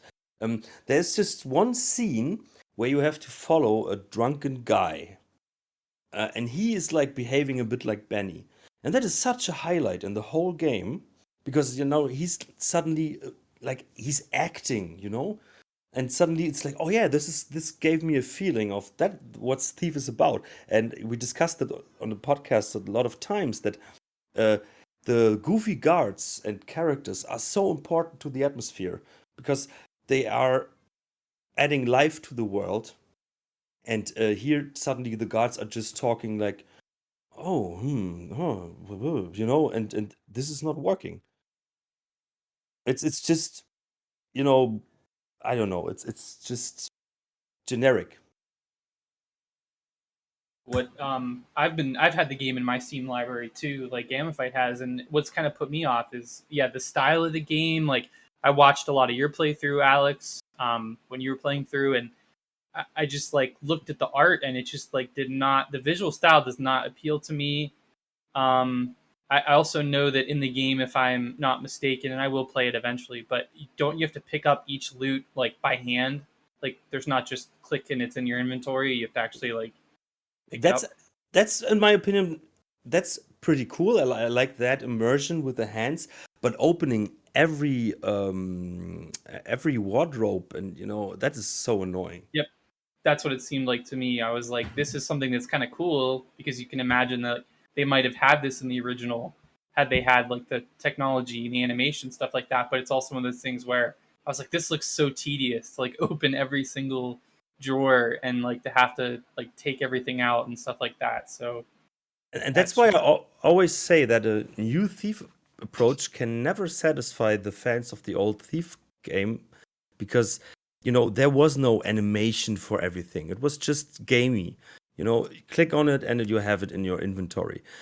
But now games, you have all those animation. I'm just thinking of I'm just playing Sniper Elite 5, and which is a cool game. I like it. But I immediately want to jump to inappropriate questions, but I'll let you go on. But or like in Assassin's Creed, when you search a body, you always have that animation. And Far Cry, they had the same. I think they got rid of. You could get rid of it in the option. And I think Far Cry 5, they started with that. But it's so annoying, because nowadays you have all those animations. But hey, Seth, come up with your inappropriate questions. Oh, my inappropriate question was about about the game you're playing. It's completely off topic. I don't know if you want me to ask it. Huh? I don't get it. Sniper Elite. It's a great game. And the thing is, many of the enemies, because they're Nazis, and they have a similar hairstyle sometimes to me, and it's sometimes like killing myself. Classic Real. German self-hatred. No, yeah, when I came home with that hairstyle for the first time, and my stepfather saw me, he was like, like, yo, you with your Nazi hairstyle. He was like, yeah, he had questions. Nah, he knows I'm not a Nazi. No, but that's sometimes a strange feeling, like, this guy looks like me. The gunshot in the middle. This guy looks like. Yep. No questions. So yeah, Thief 4 is a good game. I have a game dev take on Thief 4. My game dev take is that Thief 4 had a lot of talent on it. Like it's very clear that it was coherent at all because the people involved were they were really good at taking different elements and blending them. So it has some kind of linear coherence that it wouldn't have had otherwise if there wasn't talent involved. But the problem is that there was so much, in my opinion, investor interference in the project, that it became, I guess, for lack of a better phrase, they just like they they took all the creative direction away from the project and prevented it from becoming something that the devs had agency in and something that they could have pride in, and it became something that was more of an exercise in making sure it was a safe investment. So like they neatly avoided anything that would confuse the player. They neatly avoided anything that would make the player like upset with the game design, but at the same time they made it so safe that nobody could enjoy it. It was like both too sanitary and too, I don't know, carefully arranged.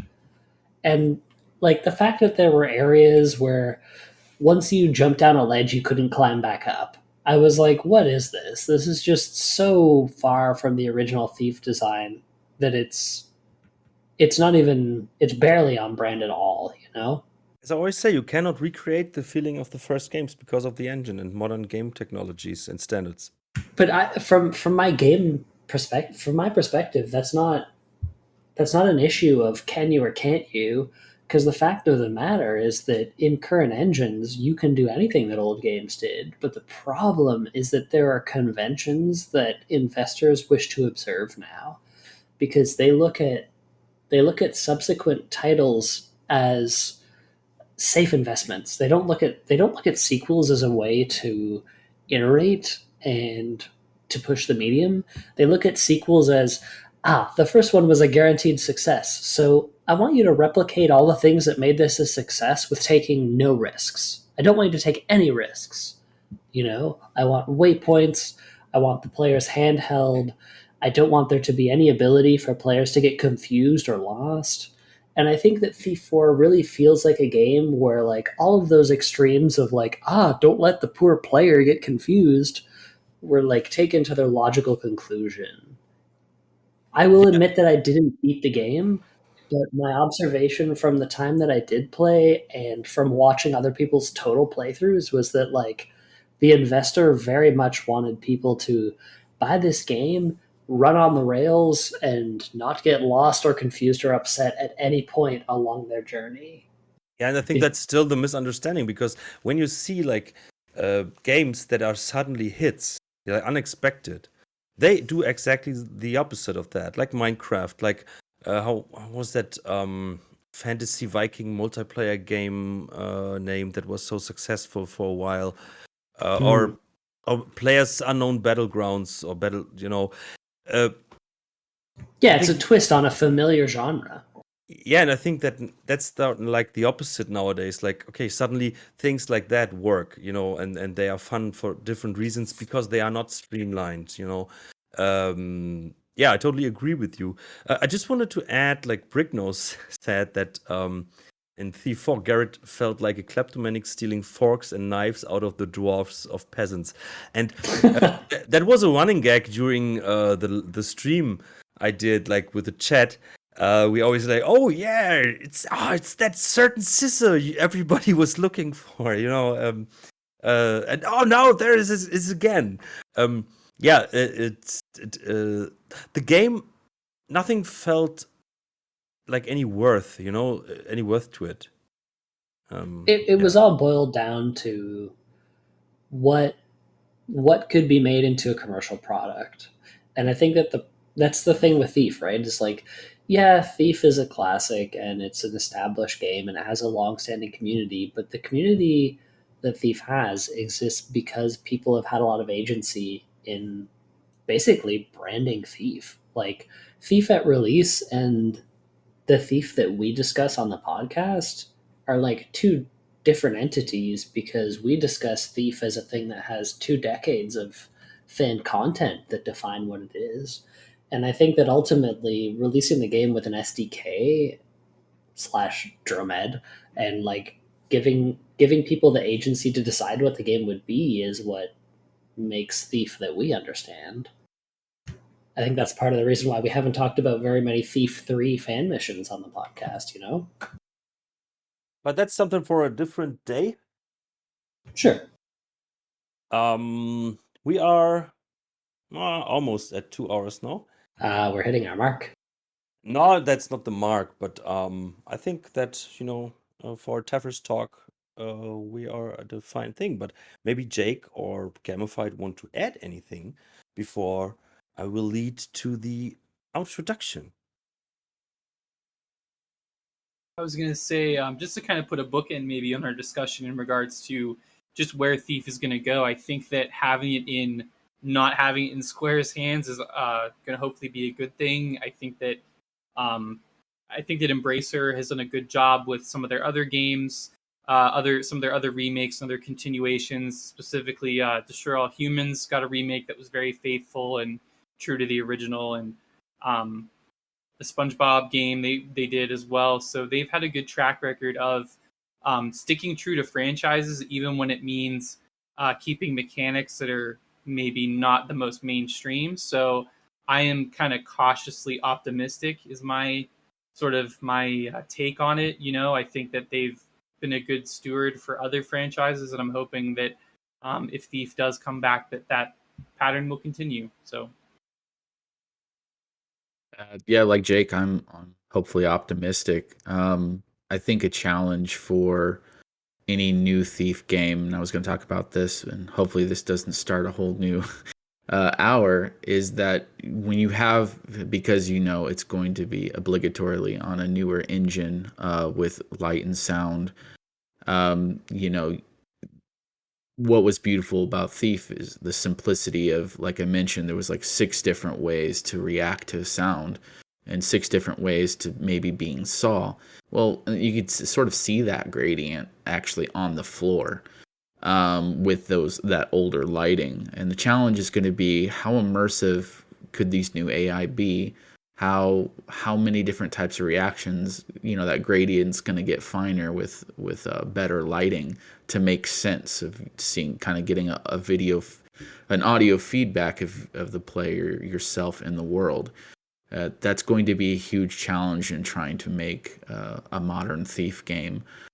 So if they're willing to do that, I hope, but it's not something I'm fantasizing about as I lay down at night.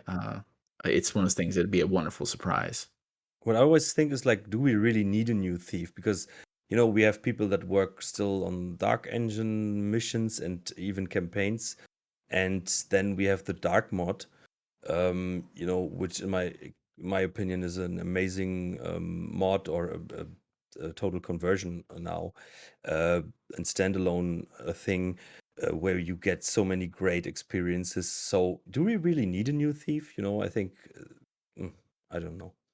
But yeah, you can discuss this for hours.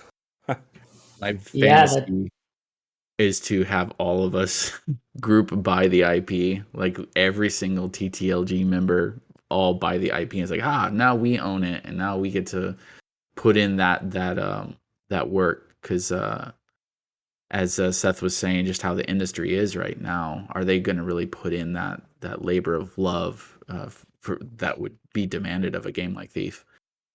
I'm happy you said that, because my very next thought was going to be like, what if we bought the Thief IP and Thief 5 was just the SDK? What if there was one, I think there was a forum thread on that one time, where someone said, like, couldn't we just put it all together and buy it? Sorry, I lost you for a moment there. Could you repeat that? There was a forum thread, like, where someone mentioned this, like, hey, couldn't we just throw all together the money and buy the IP or something like that? I don't know. Is that how it works? No, it's not how it works. It's the same like Nex or other streaming of Steven Russell having them in their fan mission. we'd have to make a by my understanding a holding company which we would all invest in, and then the holding company would have to buy the IP, and then the holding company would get to make the decisions. So we would still end up with the same centralized structure at the top, just because of the way game dev works. So, You thanks for listening, fellow Taffers. I'm no, sorry. you wanted to add something? I was just gonna say, like, yeah, you'd have board members, right, of like the top favorite fan missions, as scored on, that newest website that escapes my memory. I'm imagining a comedy scenario now where like we're all board members, but also like top FM authors are, and we're I like, don't want to go into that role play right now, actually. no, I So I will understand. cut it here. Sorry, but yeah, that was the first Taffers Talk edition. Don't get confused. One of the first episodes was named that as well, but now it's the real Taffers Talk. Let us know what you think of the format. Thanks for the chat. It was very active. And thanks for Gamophyte for joining us and getting our Thief IP thing into a good direction that we can build on. And thanks Jake and Seth for joining, of course. And thanks for listening. And thanks to everybody. Thanks. See you next time, and bye. Now it's the time where you all say bye. Bye. Baby, bye. Gotta quote NSYNC. Where did he go?